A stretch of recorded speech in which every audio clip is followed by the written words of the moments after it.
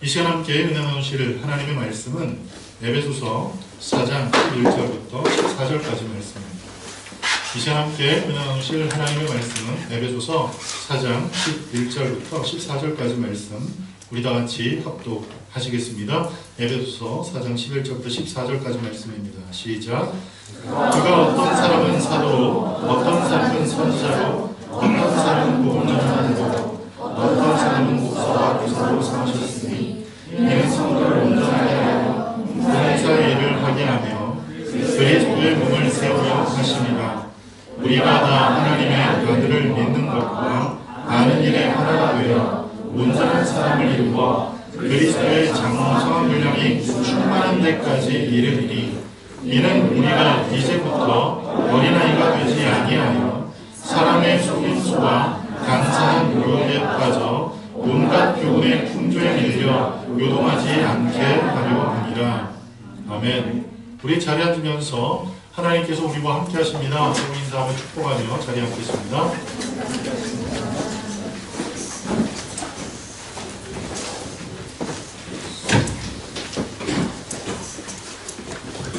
할렐루야. 하나님께서 오늘 이 시간 우리와 함께 하십니다. 그리고 하나님께서 날마다 우리와 함께 하시는 그 은혜를 따라 우리의 삶 가운데 놀라운 은혜를 부어주실 줄 믿습니다. 오늘 우리가 함께 합독한 이 에베소서의 말씀을 통해서 지속적으로 성장하는 삶이라는 제목으로 함께 은혜를 나누도록 하겠습니다. 먼저 여러분에게 나눠드린 그 페이퍼에 보면 요절 말씀이 있습니다. 우리 요절 말씀을 다 같이 함께 합독해서 읽어보겠습니다. 시작. 우리는 그의 만드신 바라 그리스도 예수 안에서 선할 일을 위하여 지으심을 받은 자니 이 일은 하나님이 전에 예비하사 우리로 그 가운데 행하게 하려 하심이니라. 아멘. 특별히 이 에베소서는 칼빈이라는 아주 위대한 신학자가 가장 좋아했던 서신서 중에 하나입니다. 그 이유는 이 에베소서는 다른 서신과는 달리 어떤 교회, 어떤 상황에 특정적인 어떤 이야기들을 특별하게 이렇게 기록했다기보다는 기독교 신앙에 필요한 모든 사항, 전반적인 사항을 다 다룬 정말 귀한 책입니다.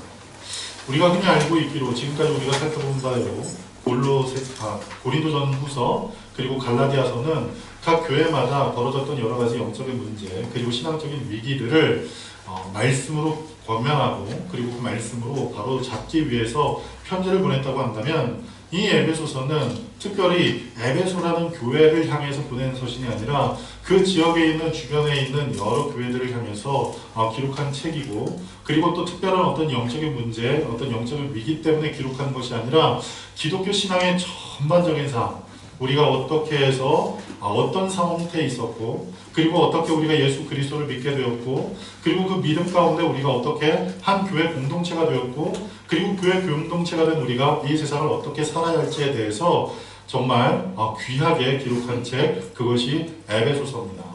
이 에베소서를 통해서 우리가 깊이 생각해야 할 것은 이 세상을 살아가면서 우리가 예수 그리스도로 말미암아 값없는 구속 죄사함을 얻고 하나님의 자녀가 된 우리는 이 세상 가운데서 나 홀로 사는 그런 사람이 아니라 그리스도 예수의 몸인 교회 공동체로 부름을 받았고 그리고 그 교회 공동체로 부름을 받은 우리가 서로 지체로서 지체로 연합된 우리가 이 세상 가운데서 서로 하나가 되고 서로 뜻을 모아 그리스도 예수의 몸인 거룩한 교회를 건강하게 만들고 그리고 그 안에서 매일매일 삶 속에서 치열한 영적인 싸움 가운데 승리하고 그 안에 영적인 승리 곧 성숙함을 이루는 신앙의 삶을 살도록 권면하는 책 그 책이 에베소서입니다. 그 에베소서의 그 내용을 보면 크게 네 부분으로 나눌 수 있는데 첫 번째는 인사가 기록됩니다. 다시 또 말씀드리지만 이 에베소서는 편지이기 때문에 편지의 내용 가운데 서두에 인사말을 넣잖아요. 그래서 편지의 인사말을 기록을 합니다. 그리고 두 번째 1장 3절부터 21절까지는 교리적인 부분들이 기록됩니다. 1장 3절부터 3장 21절까지 교리적인 내용들이 기록이 됩니다.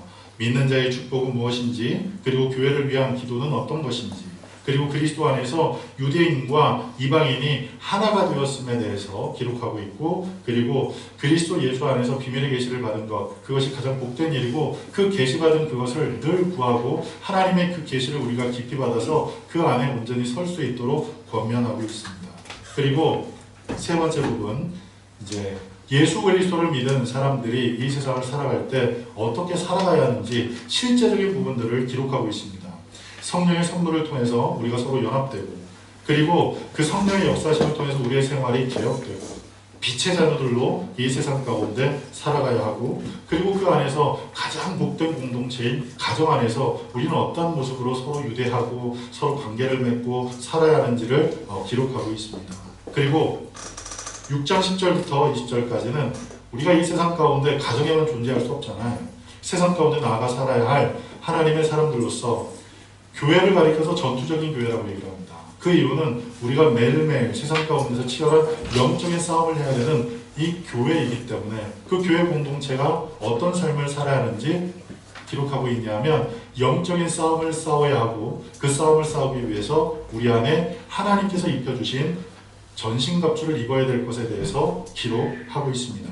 그리고 21절부터 6장 21절부터 24절까지의 축도로 모든 내용을 마무리하고 있는 것입니다. 자, 그러면 이 에베소서를 통해서 우리는 어떤 은혜를, 어떤 내용을 우리가 숙지하고 깊은 은혜를 받아야 하는지 세 가지 정도를 우리가 함께 나누며 말씀을 보도록 하겠습니다. 첫 번째는 우리는 그리스도의 몸의 지체로서 함께 지어져가고 있음을 알아야 합니다. 에베소서 2장 1절 말씀 우리 다 같이 한번 보실까요?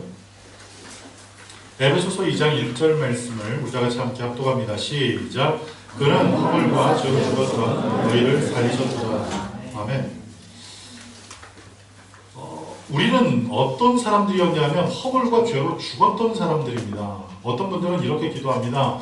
허물과 죄로 죽을 수밖에 없는 우리를 살려주셔서 감사합니다. 구원하여 주셔서 감사합니다. 그런데 이것은 성경적인 기도가 아니에요. 죽을 수밖에 없는 그런 존재가 아닌 죄와 허물로 죽었던 사람들임을 우린 알아야 합니다. 왜 그렇습니까?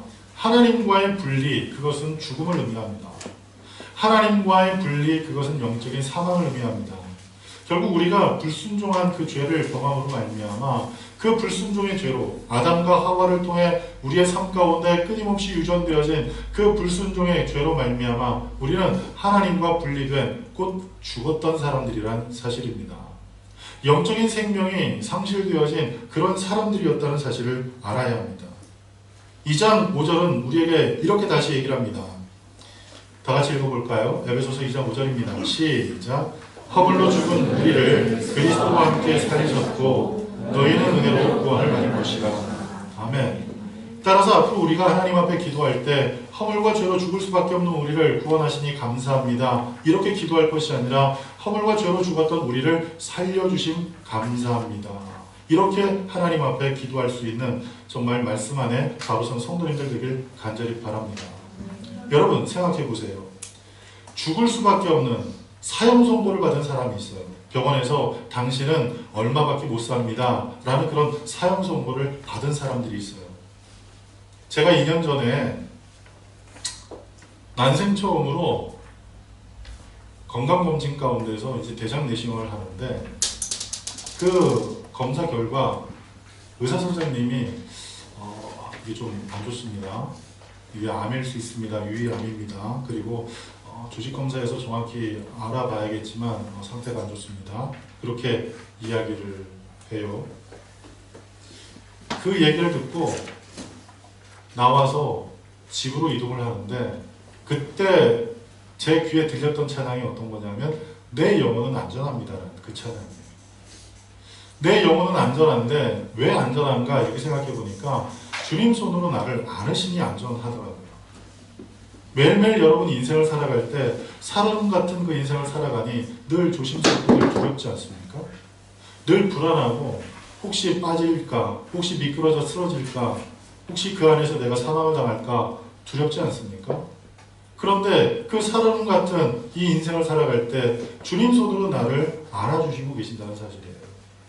주님의 그 능한 손으로 우리를 받아주시고 계신다는 사실이에요. 그 사실이 마음 가운데 믿어지면서 내 마음에 그렇게 편할 수가 없더라고요. 그리고 그 검사 결과가 나올 때 한 2주 가까이 걸렸는데 2주 가까이 그 기간 동안 말할 수 없는 하나님의 은혜가 제 삶을 이게 휘감는 것을 제가 경험을 했어요. 그리고 검사 결과를 받으러 갔는데 아무 문제 없습니다. 얘기를 하는데 조금 실망이 되더라고요. 여러분, 우리가 인생을 살면서 어떻습니까? 생각지도 않은 일 가운데서 병원에서 사형 선고를 받아요. 당신은 며칠밖에 못 삽니다. 그런 얘기를 들었는데 어느 유명한 의사가 아직 보편화되지 않은 특별한 의료기술로 당신을 치료해 볼 수 있는데 혹시 시도해 보겠습니까? 그런 이야기를 하고 물에 빠진 사람이 지푸라기로도 잡는 심정으로 그 선생님과 합의를 해서 수술 중에 죽어도 좋다는 동의서를 받고 사인을 해서 수술을 받았는데 기적적으로 치료가 됐다고 쳐봅시다. 그런 일들이 실제로 있잖아요. 그렇죠? 그런 일들이 우리 일상 가운데 널리 보편화되진 않았지만 존재한단 말이에요. 그러면 그 의사 선생님은 어떻게 됩니까? 용한 의사 선생님 되지 않겠습니까? 여러분, 용한 의사 선생님은요, 죽을 수밖에 없는 사람을 살려낼 수는 있어요. 하나님이 아니어도 용한 의사는 죽을 수밖에 없는, 죽을 수도 있는 그 사람을 살려낼 수도 있어요. 그러나 죽었던 사람은 그 어떤 의사도 살려내지 못한다는 사실이에요. 그런데 우리 하나님은 이렇게 말씀합니다. 에베소서 2장 1절, 5절에 이렇게 말씀합니다. 허물과 죄로 죽었던 우리를 살리셨다고 말씀합니다. 몸과 영혼을 함께 멸하시는 우리 하나님께서 우리의 육신과 우리의 영혼이 죄로 말미암아 영원한 사망 가운데 거했는데, 영원한 사망의 자리에 머물렀었는데 그런 우리를 주 예수 그리스도의 은혜를 통해 살려주셨다라고 선포하고 있다는 사실입니다. 우리 7절 말씀을 다 같이 한번 읽어보겠습니다. 에베소서 2장 7절 말씀입니다. 시작. 이는 그리스도 예수 안에서 우리에게 자기 하심으로써 그 은혜의 지극히 풍성함을 오는 여러 세대에 나타내려 하심이라. 아멘. 오는 여러 세대에 하나님의 능하심을 나타내게 하기 위해서 그리스도 예수를 통하여 우리를 죄악 허물 가운데 영원한 사망의 자리에서 머물러 있지 않도록 하시고 우리를 구원해 주셨다는 사실이에요. 그래서 그 은혜로 우리가 구원을 얻었다고 말씀하고 있습니다. 이것은 한마디로 말해서 풍성하신 하나님의 은혜가 우리에게 임했기 때문에 가능한 일이라는 사실이에요. 우리의 노력과 우리의 열심, 그리고 어떤 인간적인 수단과 방법이 아닌 전적인 하나님의 은혜, 오직 하나님의 풍성하신 그 은혜로 말미암아 우리가 죄와 허물 가운데서 사함을 받아 영원한 생명의 자리로 나아갈 수 있게 되었다는 사실을 잊어서는 안 됩니다. 그런 우리를 하나님께서 그냥 내버려 두지 아니하시고 이제 다음 단계로 우리를 이끌어 주셨는데, 그것이 무엇이냐 하면 바로 에베소서 2장 18절, 우리 다 같이 함께 읽어보겠습니다. 에베소서 2장 18절입니다. 시작. 이는 그로 말미암아 우리 둘이 한 성령 안에서 아버지께 나아감을 얻게 하려 하심이라. 아멘. 한 성령 안에서 아버지께 나아가게 하려 하십니다. 한 성령께서 우리에게 역사하사 아버지께 나아가게 하시는데, 그 나아가는 그 목적과 이유가 무엇인지 20절부터 22절까지 우리에게 이렇게 설명해 주고 있습니다. 20절부터 22절까지 우리 다 같이 함께 읽어봅니다. 시작. 너희는 사도들과 선지자들의 터 위에 세우심을 입은 자라. 그리스도 예수께서 친히 모퉁이 돌이 되셨느니라. 그의 안에서 건물마다 서로 연결하여 주 안에서 성전이 되어가고, 너희도 성령 안에서 하나님이 구하실 초소가 되기 위하여 그리스도 예수 안에서 함께 지어져 가느니라. 아멘. 우리를 구원받은 그 자리에서 그냥 내버려 두신 게 아니라 하나님 앞에 이끌어 주시는데, 그 이끄시는 곳, 그곳이 어디냐? 바로 사도들과 믿음의 사람들의 터 위에 세운 하나님의 교회로 우리를 이끄셨다는 사실입니다. 그리고 그 교회 안에서 우리를 어떻게 하시느냐? 우리를 세워 가신다는 사실이에요. 그리고 그 세우시는 그 궁극적인 목적이 무엇입니까? 그것은 바로 하나님께서 우리 안에 거하시는 성전도 지어지도록 하나님께서 우리를 세우시고 계신다는 사실입니다. 여러분, 건물을 짓기 위해서는 여러 가지 재료들이 필요합니다. 벽돌도 필요하고 시멘트도 필요하고 철사도 필요하고 철근도 필요하고 물도 필요하고 각가지 재료들이 필요합니다. 그 어느 하나 모자라고 부족하면 건물이 지어지질 않아요. 바로 세워질 수가 없어요. 설령 세워졌다 하더라도 어때요? 부실공사가 되어 결국 건물이 무너지게 된다는 말입니다. 온전한 건물로 바로 세워지기 위해서는 모든 재료들이 적절하게 배합이 돼서 적절하게 다 혼합이 되어서 필요한 곳곳마다 잘 쓰임받아 아름다운 건물로 세워지고 그리고 그 세워진 건물이 든든히 설 수 있다는 사실이에요. 그 사실을 볼 때 신앙생활은 나 혼자 하는 게 아니에요. 내가 하나님을 잘 믿으면 되지 라는 그 생각으로 우리의 신앙이 개인적, 이기주의적인 그런 모습으로 나아간다고 한다면 그 신앙은 결국 건강한 신앙이 될 수가 없습니다. 우리가 함께 지어져가는 믿음의 공동체임을 주님께서 오늘 이 말씀을 통해 보여주고 계세요. 구원받은 자리에서 그냥 머물러서 그 구원의 은혜 가운데, 구원의 감격 가운데 너 혼자 하나님 예배 잘 드리고 너 혼자 하나님 말씀 잘 따르고 너 혼자 하나님 말씀을 잘 지키며 살아라 그렇게 말씀하신 게 아니에요. 구원받은 그 자리에서 하나님 앞에 나아갈 수 있도록 하셨고 그 나아간 그 자리에 무엇이 있었느냐? 바로 교회 공동체가 있었다는 사실이에요. 교회는 무엇입니까? 그리스도의 몸입니다. 그리스도의 몸인 이 교회가 그리스도 예수 안에서 그리스도 예수께서 주신 그 능력 안에서 바로 세워지고 건강해지고 온전하게 되도록 하나님께서 우리 각자를 부르셨듯 나의 신앙 또한 나 혼자의 신앙으로 하나님 앞에 성전이 되는 그것이 아닌 주변 사람들과 더불어 하나님의 은혜를 따라 함께 지어져 갈 때 하나님의 성전으로 바로 세워질 수 있음을 잊어서는 안 된다는 사실이에요. 그래서 여러분 교회 나오셔야 돼요. 그리고 교회 나가셔야 돼요. 요새 들어서 그런 분들이 너무 많이 생기더라고요. 교회를 안 가도 돼. 왜요? 인터넷만 접속되면 어디서든지 예배를 드릴 수가 있어요. 예배 실황을 생중계하는 교회도 있고 예배 실황을 좀 늦었지만 인터넷에 업로딩하는 교회들이 굉장히 많기 때문에 심지어 인터넷으로만 예배를 드리는 그런 교회들도 있단 말이에요. 그러다 보니 교회에 나가지 않고 그냥 집에서 나 혼자 편하게 누구에게 저촉받지 않고 누구에게 지장받지 않고 나 혼자 편안한 가운데 하나님 앞에 집중해서 예배를 드려야지 이렇게 생각하는 분들이 많아요. 그러나 실상 자기 혼자 하나님 앞에 예배 드릴 때 집중이 되지 않습니다. 절대로 집중을 할 수가 없습니다. 우리를 집중하지 못하도록 악한 웃음마귀는 우리의 마음을 그냥 내버려 두지 않아요. 환경으로 우리를 공격하고 우리의 생각에 잘못된 생각들을 자꾸 갖다 주고 그리고 그런 순간에 우리의 삶을 이겨낼 수 있는 그 힘은 나 혼자는 불가능하더라고요. 왜? 교회는 함께 세워지는 것이고 그 함께 세워져서 마침내 성전이 될 텐데 그 성전은 어떤 곳인가? 오늘 에베소서 2장 20절부터 22절에 말씀합니다. 하나님이 구하실 처소, 하나님께서 구하실 처소로 그 성전이 세워지는데 그것은 나 혼자 예배, 나 혼자 섬김, 나 혼자 말씀 지킴을 통해 되는 게 아닌 공동체 안에서, 교회 안에서 그 모든 것이 이루어진다는 사실이에요. 따라서 여러분, 마지막 때가 될수록 교회 가기가 번거롭고 마지막 때가 될수록 다른 사람 때문에 눈치 보여서 다른 사람 짜증나서 다른 사람 싫어서 그리고 교회 가서 늘상 어떤 교회를 정해서 교회를 다니다 보면 그 목사님이 내 마음에 딱 맞진 않잖아요. 저도 그래요. 설교를 하고 집에 돌아갈 때 어떨 때는 굉장히 마음이 흡족할 때가 있어요.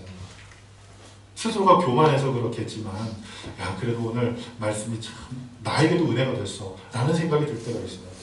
그런데 어떤 날은 집에 갈 때 너무 괴로울 때가 있어요. 도대체 내가 오늘 설교 무슨 얘기를 한 건지 내가 어떻게 이렇게 설교를 이렇게 할 수가 있었지 그런 생각이 들면서 자괴감이 몰려올 때가 있단 말이에요. 성도님들도 마찬가지 아니겠습니까? 어떤 때는 목사님 말씀이 너무나 은혜가 돼가지고 이번 주에는 목사님이 어떤 말씀을 주실까 딱 기대하고 왔는데 목사님이 이상한 얘기를 해요. 그러면 은혜가 안 돼. 그런데 인터넷은 어때요? 내가 좋아하는 목사님만 선택해서 들을 수가 있어요. 그리고 내가 좋아하는 말씀만 선택해서 들을 수가 있어요. 그런 사람은 결코 성장하지 않습니다. 주의 성전으로 세워져 나갈 수가 없어요. 기초만 짓다 말고. 네? 여러분, 이 헝가리가 요새 집 짓는 게 붐이에요. 너도 나도 할 것 없이 막 집을 지어요. 그런데 간혹가다 그 집들이 세워지는 신도시 쪽에, 그 뉴타운 쪽에 차를 운전해서 집을 구하려고 한번 이렇게 돌아다니다 보니까 어떤 집은 잘 지어지는 집이 있는데 어떤 집은 1년이 지나도 2년이 지나도 기초만 닦고 집이 안 올라가는 집들이 있단 말이에요. 나 혼자 예수님 잘 믿으면 되지, 나 혼자 신앙생활하면 되지, 내가 원하는 목사님 설교를 유튜브를 통해서 들으면 되지, 그리고 그 목사님이 하는 성경 공부하면 되지, 이런 생각을 하시는 분들은요, 제가 확실히 말씀드립니다. 기초는 닦고 기둥은 세워졌지만 창문도 못 넣고 지붕도 못 올리고 그리고 내장도 잘 하지 못한 그런 건물로 남아있을 수밖에 없어요. 교회 나가서 성도들과 부딪히고, 그리고 목회자와 성도 사이에 부딪히고, 그리고 살을 부비고, 그리고 그 안에서 막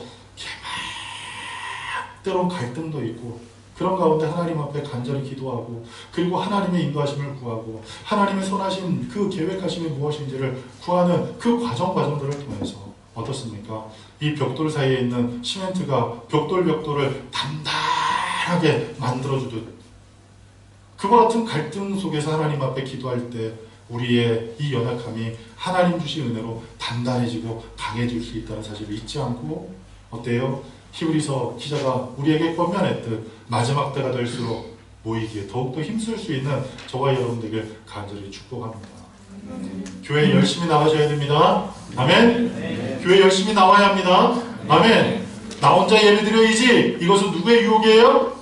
사단의 유혹이라고 생각하세요. 아시겠어요? 교회 나가서 지지고 볶더라도, 교회 나가서 갈등이 있더라도, 교회 나가서 내 마음에 맞지 않는 사람이 있더라도 교회 나가셔야 돼요. 그리고 그 안에서 모든 문제는 누구로부터 나온다? 그런 목소리, 그놈 때문에, 그게 아니라 모든 문제는 바로 나 때문이라는 사실을 생각하면서 하나님 앞에 바로 세워지는 저와 여러분들을 간절히 축복합니다.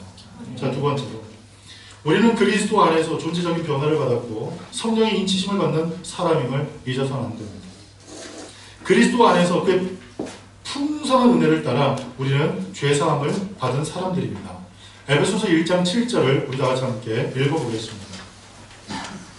에베소서 1장 7절 우리 다 같이 읽습니다. 시작. 우리는 그리스도 안에서 그의 은혜의 풍성함을 따라 그의 피로 말미암아 속량 곧 죄사함을 받았느니라. 아멘. 죄사함을 받았는데 그 죄사함의 그 이유는 무엇 때문이냐, 그 내용은 무엇 때문이냐, 하나님의 풍성함 때문이라고 말씀합니다. 그 어떤 것도 아니에요. 우리가 하나님 보시기에 착해서, 하나님 보시기에 합당해서, 하나님께서 무엇인가를 주기에 합당한 어떤 공로를 세웠기 때문에 하나님께서 우리에게 속량고 죄사함을 허락하신 것이 아니라 하나님의 은혜의 풍성함 때문에 우리에게 속량고 죄사함이 임했다는 사실이에요. 그 사실은 무엇을 의미합니까? 우리 하나님은 어떤 분이다? 풍성하신 하나님이다라는 사실을 우리에게 대변해주고 있다는 사실이에요. 우리 하나님은 풍성하신 하나님, 그 풍성함이 어떤 것? 은혜도 풍성하고, 그의 소유도 풍성하고, 그의 지혜도 풍성하고, 그의 사랑도 풍성하고, 그의 계획도 풍성하다는 사실입니다. 얼마나 놀랍습니까? 다른 이유 때문이 아니에요. 여러분, 예를 들어서 하나님께서 우리에게 우리의 공로 때문에, 우리의 어떤 이 공로 때문에 하나님께서 은혜를 주신다고 생각해 보십시오. 그러면 그 반대로 우리가 공로가 없으면 은혜 못 받습니까? 우리의 삶 속에 아무것도 내세울 것이 없으면 하나님으로부터 아무것도 기대할 수 없습니까? 더 극단적인 예를 들어서 우리가 하나님 앞에 내세울 것이 없이 오히려 하나님 앞에 숨기고 싶은 것들이 너무 많으면 하나님께서 반대로 우리에게 은혜가 아닌 하나님의 징계를 주십니까? 그렇게 하셔도 괜찮겠습니까? 아니에요. 이 얼마나 놀라운 은혜입니까? 이 얼마나 놀라운 축복입니까? 내가 한 것이 아무것도 없지만, 내 공로가 아무것도 없지만, 그리고 내가 받을 자격이 없지만, 이유는 단 하나, 하나님께서 풍성하시기 때문에. 아멘. 그 풍성하신 하나님께서 우리에게 한량없는 은혜를 베풀어주고 계시고, 그 은혜 때문에 우리가 죄사함을 얻었다는 사실이에요. 그래서 사도 바울은 믿음의 사람들에게 이렇게 얘기를 합니다. 에베소서 2장 8절부터 9절에 이렇게 권면을 합니다. 다 같이 합독합시다. 시작. 너희는 그 은혜에 의하여 믿음으로 말미암아 구원을 받았으니 이것은 너희에게서 난 것이 아니요 하나님의 선물이라. 행위에서 난 것이 아니니 이는 누구든지 자랑치 못하게 하느니라. 아멘. 아무도 자랑하지 못하도록 하나님께서 우리에게 구원하신 그 은혜를 너희 공로 때문이 아니라, 너의 의 때문이 아니라 하나님께서 주신 그 풍성함 가운데 은혜로 우리가 구원을 얻었다는 사실을 우리에게 알려주고 계신다는 사실이에요. 그것은 무엇 때문입니까? 아무도 자랑치 못하게 하려 함이라고 말씀해요. 여러분, 이 세상 가운데서 우리가 얼마나 많이 시달리고 삽니까? 너나 할 것 없이 잘났다는 사람들 때문에 얼마나 시달리며 삽니까? 이런 사람 때문에 시달려 살고 저런 사람 때문에 시달려 살고, 그런데 교회까지 왔는데, 교회에도 왔더니 자기는 주일 성수를 잘해서 구원받았다느니, 자기는 11조를 많이 드려서 구원받았다느니, 자기는 율법을 잘 지켜서 구원받았다느니, 그리고 자기는 하나님의 계명을 잘 지켜서 구원받았다느니, 그런 걸 자랑하는 사람들이 이곳에 많이 있다고 한다면 얼마나 피곤하겠습니까? 얼마나 답답하겠습니까? 필립 얀시라는 이 기독교 조술가 목사님이 기록한 놀라운 하나님의 은혜의 책을 보면, 이 목사님이 여러 사람들을 상대해서 전도를 하는 그런 내용이 나와요. 그런데 그 가운데서 이 몸을 파는 직업을 갖고 있는 여인들에게 가서 복음을 전하는 내용이 나와요. 그 목사님이 용기를 가지고 몸을 파는 이 여인들에게 가서 복음을 전합니다. 그 복음을 전할 때 그 복음을 들은 사람들이 이런 반응을 보여요. 나는 교회 가기 싫습니다. 교회 가기 싫습니다. 아니, 교회 가면 하나님 말씀을 통해서 우리의 영혼이 수성케 되고, 그리고 교회 가서 기도하면 당신이 마음 가운데 갖고 있는 그 죄책의 무거움을 주님께서 덜어주실 터인데 교회 가면 좋지 않겠는가, 그런 이야기를 해도 이 여인들이 막무가내 교회를 안 간다고 얘기를 하는 겁니다. 그래서 왜 그런가 이유를 물었더니 그 여인들이 그렇게 얘기합니다. 목사님, 제가 세상에서 살 때 많은 사람들의 손가락질을 받으며 삽니다. 비록 사람들이 대놓고 손가락질을 하지 않아도 사람들의 눈초리가, 사람의 눈빛들이 다 나를 의식하는 것 같고, 다 나를 이상하게 쳐다보는 것 같아서 밖에서 사람들을 만나는 게 그렇게 달갑지 않습니다. 그런데 교회 가면 더합니다. 교회는 의로운 사람들이 더 많아서, 교회는 의로운 사람들이 너무나 많아서 그 의로운 사람들이 나를 판단하고 나를 정죄하고, 그런 그 상황에서 내가 교회를 가면 내가 못 견딜 것 같습니다. 그래서 나는 교회 가지 않겠습니다. 그러면서 그 목사님이 얘기한 게 무엇이냐면, 교회 안에서 사라진 것이 은혜가 사라졌다, 그렇게 얘기합니다. 우리가 구원을 얻은 것은 오직 은혜입니다.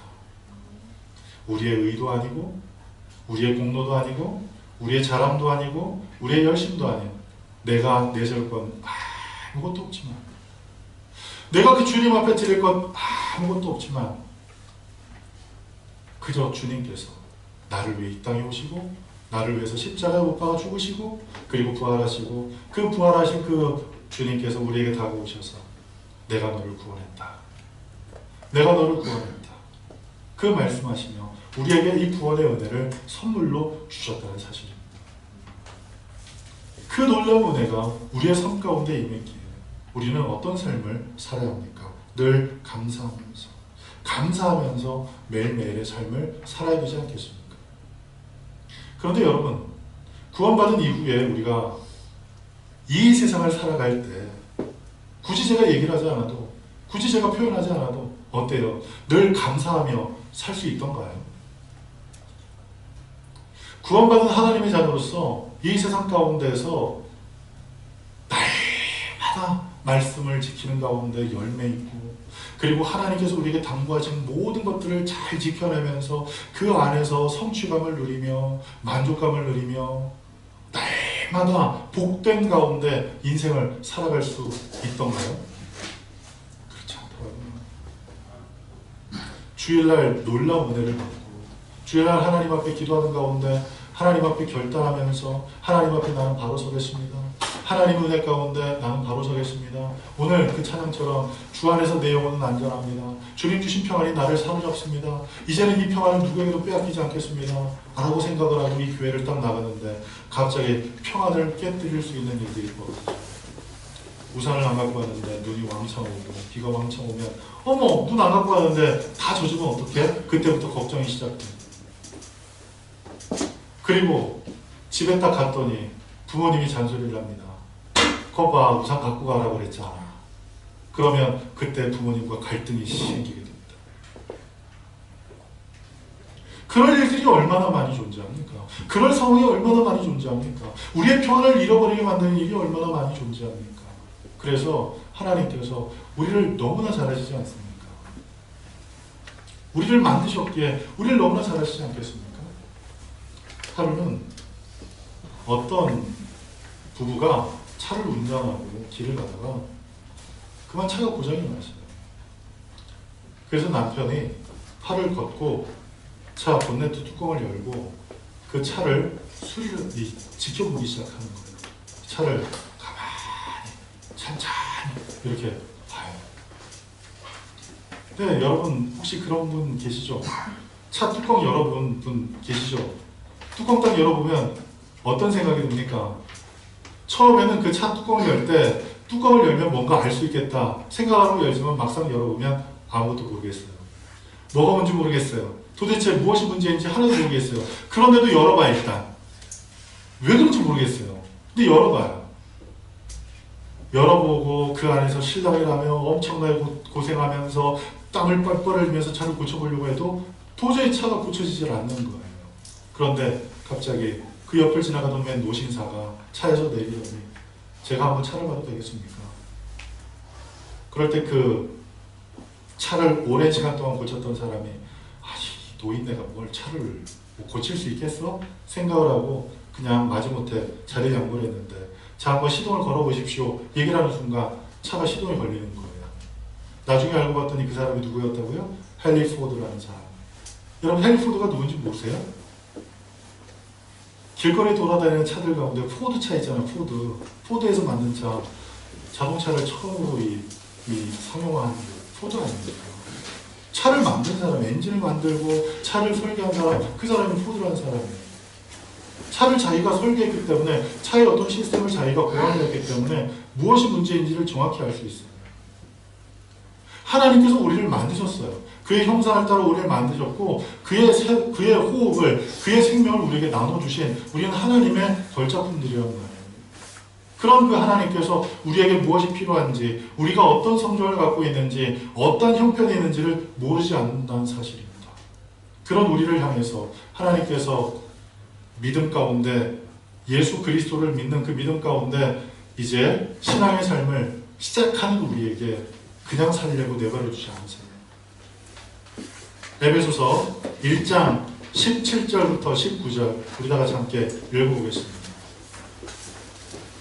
에베소서 1장 17절부터 19절 우리 다 같이 함께 읽어봅니다. 시작. 하나님 영광의 아버지께서 지혜와 계실 영을 너희에게 주사 하나님을 알게 하시고 너희 마음의 눈을 밝히사 그의 부르심의 소망이 무엇이며 성도 안에서 그 기업의 영광의 풍성함이 무엇이며 그의 힘의 위력으로 역사하심을 따라 믿는 우리에게 베푸신 능력의 지극히 크심이 어떠한 것을 너희로 알게 하시기를 구하노라. 아멘. 여러분 이 말씀을 읽어보니까 정말 놀랍지 않습니까? 하나님께서 우리에게 이와 같은 놀라운 은혜를 구원해 주신 것만도 감사한데 이것만도 감사한데 그 이상의 것들을 하나님께서 그 이후의 것들을 우리에게 주고 계신다는 사실이에요. 그런데 그 놀라우신 은혜가 그냥 보여지거나 그냥 잡혀지거나 그냥 우리의 삶의 소유가 되는 것이 아니라 어떤 과정을 통해서 우리에게 이루어지게 되느냐 1장 13절의 말씀을 통해서 우리에게 그 모든 것이 이루어지도록 하신다는 사실이에요. 1장 13절을 다 같이 읽어봅니다. 시작. 그 안에서 너희도 진리의 말씀 곧 너희의 구원의 복음을 듣고 그 안에서 또한 믿어 약속의 성령으로 인치심을 받았으니. 아멘. 우리가 성령으로 인치심을 받을 때 우리 안에 성령께서 역사하실 때 눈으로 눈으로 볼 수 없는 것, 손으로 만질 수 없는 것, 마음으로 생각할 수 없는 그 모든 것들을 하나님께서 우리에게 갖도록 잡도록 그리고 생각할 수 있도록 허락하신다는 사실을 잊지 않길 간절히 축복합니다. 그래서 고린도전서 2장 9절 우리에게 말씀합니다. 사람이 마음으로 볼 수 없고 눈으로 볼 수 없고 손으로 만질 수 없는 그 모든 것 하나님의 성령께서 하나님의 지혜 깊으신 성령께서 그 모든 것을 우리에게 알게 하시겠다라고 고린도전서 2장 9절은 우리에게 말씀하고 있다는 사실이에요. 우리 안에 성령이 인치실 때, 우리 안에 성령께서 내주하실 때 그와 같은 것들, 하나님께서 구원 이후에 우리에게 부으신 그 놀라우신 풍성함, 놀라우신 축복, 놀라우신 사랑, 놀라우신 그 은혜를 우리에게 보여주시고 우리에게 잡게 하시고 그리고 우리에게 소유할 수 있도록 허락하신다는 사실을 잊지 않길 간절히 축복합니다. 따라서 성령으로 늘 충만한 저와 여러분 되길 간절히 축복합니다. 그리고 세 번째, 마지막이에요. 이와 같이 놀라운 은혜를 받은 우리가 그 자리에 머물러 있어서는 안 돼요. 어떻게 해야 돼요? 다 같이 읽어봅니다. 시작! 우리는 어린아이를 버리고 장성한 분량에 이르기까지 성장해야 합니다. 그렇습니다. 우리는 어떤 삶을 살아야 하느냐? 어린아이를 버리고 성장해야 합니다. 에베소서 4장 13절부터 14절은 우리에게 이렇게 권면을 합니다. 다 같이 함께 읽어보겠습니다. 에베소서 4장 13절부터 14절입니다. 시작! 우리가 하나님의 아들을 믿는 것과 아는 일에 하나가 되어 온전한 사람을 이루어 그리스도의 장성한 분량이 충만한 데까지 이르리니 이는 우리가 이제부터 어린아이가 되지 아니하여 사람의 속임수와 간사한 유혹에 빠져 온갖 교훈의 풍조에 밀려 요동하지 않게 하려 함이라. 아멘. 하나님의 성령께서 우리 안에 내주하셔서 우리를 인치심으로 말미암아 우리를 믿음 가운데 서게 하실 때 그 이유는 무엇 때문이냐? 어린아이를 버리고 성숙한 신앙인으로 우리의 신앙을 성장시키기 위해서 성령 하나님께서 우리의 삶 가운데 내주하신다는 사실이에요. 그리고 그러한 일을 통해서 우리에게 어떠한 일이 일어나게 됩니까? 어린아이같이 미혹에 빠지고 어린아이같이 미숙하여 잘못하고 그리고 유혹에 빠지는 그 일을 통해서 모든 일을 망가뜨려버리는 그러한 삶을 살지 않도록 하나님의 성령께서 우리를 지속적으로 성장케 하신다는 사실이에요. 예수 그리스도를 믿었지만 그 믿을 그때의 그 신앙의 상태가 지금까지 계속되어진다면 그것은 문제 있는 신앙인 거예요. 왜냐하면 우리가 날마다 성령님, 내 안에 내주하시는 성령님과 대화하고 교통하고 그리고 그분과 함께 늘 동역하게 되면 우리는 알지 못하는 그 순간에 우리의 신앙이 어느 순간 성장해 있음을 알게 된다는 사실이에요. 저희 큰아이가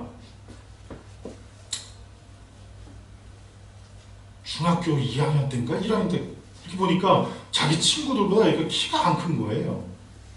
클 줄 알았는데 다른 친구들보다 키가 안 커요.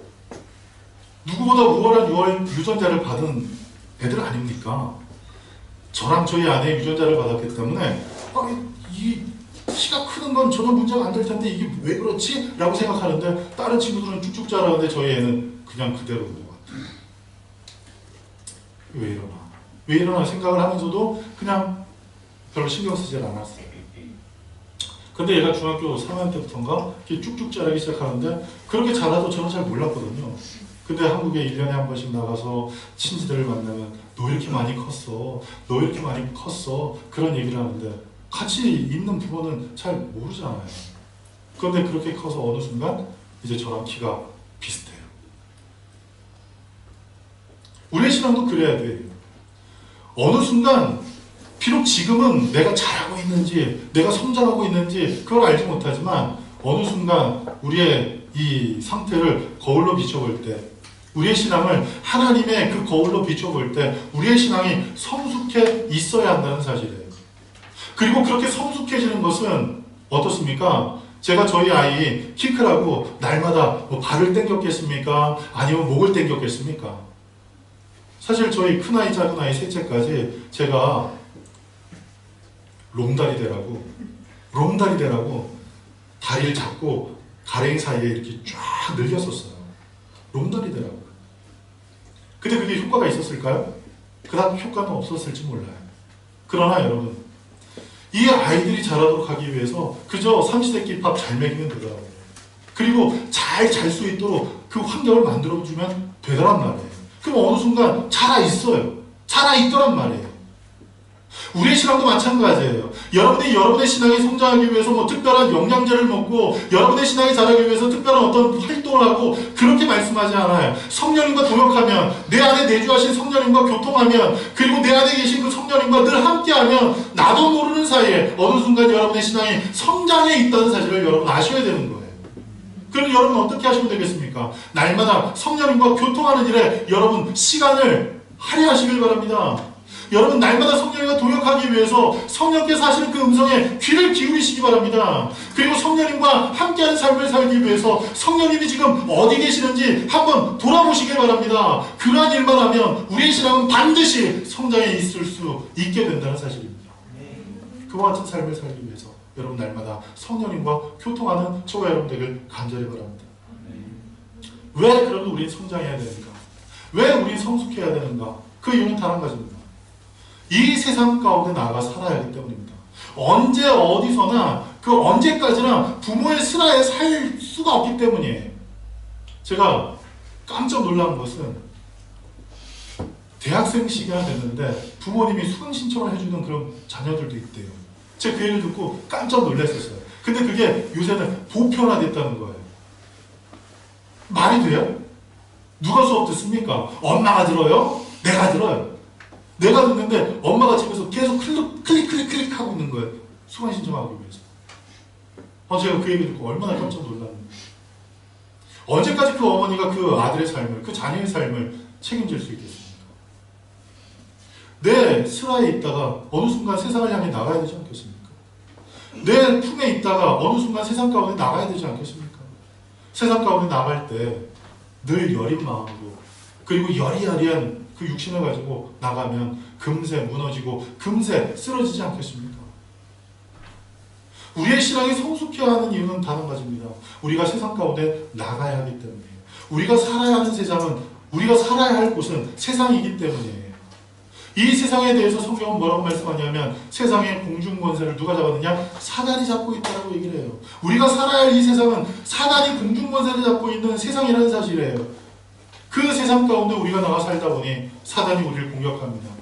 사단이 누구를 공격해요? 믿는 사람들은, 믿지 않는 사람들은 절대 공격하지 않아요. 사단은요, 딱 찍어서 누구만 공격해요? 믿는 사람만 공격해요. 사단의 공격을 받고 있다? 그러면 이렇게 하셔도 돼요. 난 지금 잘 믿고 있구나. 이렇게 생각하셔도 돼요. 사단은 믿는 사람들을 쓰러뜨리기 위해서 공격한다는 말이에요. 그 공격 가운데 이기기 위해서 무엇이 필요합니까? 힘이 필요합니다. 그 공격을 이기기 위해서 내게 어떤 능력이 필요하고 그리고 지략과 지혜가 필요합니다. 그 지략과 지혜가 어린아이에게는 부족하더란 말이에요. 그리고 그 체력은 어린아이에게 부족하더란 말이에요. 그래서 성경은 말씀합니다. 너희가 어린아이를 버리고 성장하라고 말씀합니다. 너희가 어린아이를 버리고 성숙하라고 말씀하고 있는 것이에요. 여러분, 그리스도 예수 안에서 성숙하십시오. 우리가 세상 가운데 나가야 하는 사람들이기 때문이에요. 세상 가운데 살아야 하는 사람들이기 때문이에요. 근데 세상 가운데 나갈 때 우리 하나님께서 그냥 내보내지 않으시더라고요. 마치 아담과 하와가 죄를 범하고 이 에덴에서 쫓겨날 때 그냥 쫓아내신 게 아니라 뭘 입히시고 가죽옷을 입히시고 그들을 내쫓으셨듯 하나님께서 우리에게 그냥 세상 가운데 나가서 살아라 그렇게 말씀하신 게 아니에요. 에베소서 6장에 보니까 전신갑주를 입혀주시더란 말이에요. 그 전신갑주 가운데 딱 한 가지만 얘기를 할게요. 의의 흉배를 붙이라고 얘기를 해요. 의의 흉배. 가슴을 보호할 수 있는 흉배를 붙이라고 얘기를 해요. 의의 흉배가 왜 필요할까요? 싸움 가운데 의의 흉배가 왜 필요할까요? 여러분, 의의 흉배가 뭐냐 하면요, 방탄조끼 같은 거예요. 왜 그 영화 같은 데 보면 경찰들이 이 방탄조끼 입잖아요. 왜 입어요? 총알 맞아도 죽지 말라고. 총알 맞아도 죽지 말라고 방탄조끼를 입어요. 근데 방탄조끼를 어디만 입어요? 방탄조끼를 어디만 입어요? 이 가슴 부위를만 입어. 이 복부까지, 가슴부터 복부까지. 방탄조끼를 엉덩이 입는 사람은 아무도 없더라고요. 엉덩이 총 맞았다고 죽는 사람 없기 때문이에요. 그런데 심장에 총을 맞거나 간에 총을 맞거나 그러면 사람 죽어요. 그래서 이 장기를 보호하기 위해서 방탄조끼를 입어요. 한마디로 의의 흉배는 방탄조끼예요. 왜 방탄조끼를 입을까? 잠언 4장에 그 이유가 나오더라고요.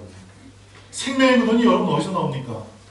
잠언 4장 23절에 보니까 생명의 근원이 어디서 나온다고 해요? 물은 지킬 만한 것보다 더욱더 내 마음을 지키라. 생명의 근원이 이에서 나는데 이에서 나는 게 어디냐? 마음에서부터 나온다고 얘기를 해요.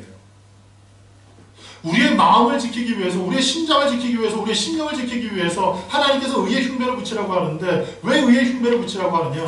사단은 끊임없이 우리의 삶 속에 죄책감을 갖다 줍니다. 너 죄 지었지, 너 죄 지었지, 너 죄인이야, 너 죄인이야. 끊임없이 그 죄책감을 갖게 해줌으로, 맞아 나는 죄인이야, 맞아 나는 죄인이야, 나는 어쩔 수 없는 죄인이야 라고 고백하게 함으로 우리를 위축하게 합니다. 그때 의의 흉배를 입는 거예요. 나는 아무 공로 없지만, 나는 아무 의가 없지만 하나님의 의로 말미암아 나는 의로운 사람이 되었다는 그 의의 흉배를 입는 거예요. 그리고 또 한 가지, 왜 의의 흉배를 입어야 되느냐? 왜 우리의 가슴을, 우리의 이 마음을 보호하기 위해서 의의 흉배를 입어야 되느냐? 사람들은 감정적인 동물이에요. 사람은 감정이 다치면 모든 게 다치더라고요. 주일날 교회 와서 예배 드리기 전에 목사님하고 딱 인사를 하는데, 목사님이 평상시와는 달리 나한테 좀 이상한 얘기를 했다. 그럼 그날은 설교 말씀이 하나도 안 들려요. 그렇지 않겠습니까? 그렇지 않겠어요. 몇 년 만에 신하고 왔는데 목사님한테 안녕하세요 인사했는데 너 왜 왔어? 그렇게 얘기했다면 오늘 신하는 예배 가운데 은혜 못 받을지도 몰라요. 내가 몇 년 만에 왔는데 목사님 나한테 왜 그러시지? 그러면서 에이씨 내가 잘못 왔나? 그런 생각이 들지도 몰라요. 그런데 제가 신하에 왔니? 잘 왔다. 어때요? 설교 말씀을 들어도 아멘할 수 있잖아요. 마음이 다치면요, 감정이 다치면요, 말씀이 들어오질 않아요. 그래서 이 사단은 우리의 감정을 다치게 해요. 너 목사님이 너 싫어하는 것도 알아? 너 목사님하고도 문제가 있는데 목사님이 너 별로 안 좋아해. 목사님이 너 미워서 그렇게 얘기하는 거야. 자꾸 사단은 우리 마음 가운데 자꾸 감정을 다치게 해요. 사람들과의 관계에서 감정을 다치게 해요. 그래서 마음을 닫게 하고 마음을 닫는으로 말미암아 이 관계를 멀어지게 한단 말이에요. 그래서 의의 흉배를 붙이라고 얘기하세요. 우리의 감정을 보호하도록, 우리의 감정을 지키도록. 왜? 그곳에서부터 생명이 나오니까. 할렐루야. 여러분, 그와 같은 사실을 기억하면서 하나님의 전신갑주를 입는 저와 여러분들에게 간절히 축복합니다. 그리고 그 전신갑주를 입고 그냥 집안에만 머무르지 마십시오. 전신갑주를 입고 집안에 머물러가지고 그래 이렇게 완전 문장을 하고 계속 걸으면 이 운동은 되겠지. 여러분, 운동하라고 전신갑주 입혀주신 게 아니에요. 나가 싸우라고 입혀주신 거예요. 나가 싸워 승리하라고 입혀주신 거예요. 이미 승리한 그 싸움 가운데서 우리로 하여금 그 승리를 확인하도록, 그 승리를 확보하도록 하나님께서 우리를 그 싸움의 현장에 내보내신다는 사실이에요. 따라서 하나님의 의해 이 전신갑주를 입고 하나님께서 우리에게 입혀주신 성령의 전신갑주를 입고 집안에만 머물거나, 그리고 부모님 슬하에만 머물거나, 그리고 내가 가장 좋아하는 그 자리에만 머물지 말고 세상을 향해 담대히 나갈 수 있는 저와 여러분들에게 간절히 축복합니다. 사랑하는 성도 여러분, 우리의 신앙은 그 자리에 머물러서는 안 됩니다. 우리의 신앙은 그 자리에서 뒤로 물러가서는 안 됩니다. 히브리서 10장 38절, 나의 의인은 믿음으로 살아가는 것 같다고 말씀했고 뒤로 물러가면 저를 내 마음에 기뻐하지 않겠다고 말씀했습니다. 사랑하는 성도 여러분, 우리는 뒤로 물러가서는 안 되는 사람들이에요. 뒤로 물러갈 수 없는 사람들이에요. 왜? 날마다 승리하신 주님이 내 안에 계시기에, 날마다 믿음을 향해 저 천성을 향해 우리를 이끄시는 주님이 지금 나와 함께 하시기에 우리는 질 수 없는 사람, 우리는 뒤로 물러갈 수 없는 사람, 우리는 패배할 수 없는 사람임을 여러분 한시도 잊지 않길 간절히 축복합니다. 그 안에서 날마다 승리하며 믿음 가운데 성숙한 성장하는 신앙인 되길 간절히 축복합니다. 다 같이 기도하겠습니다.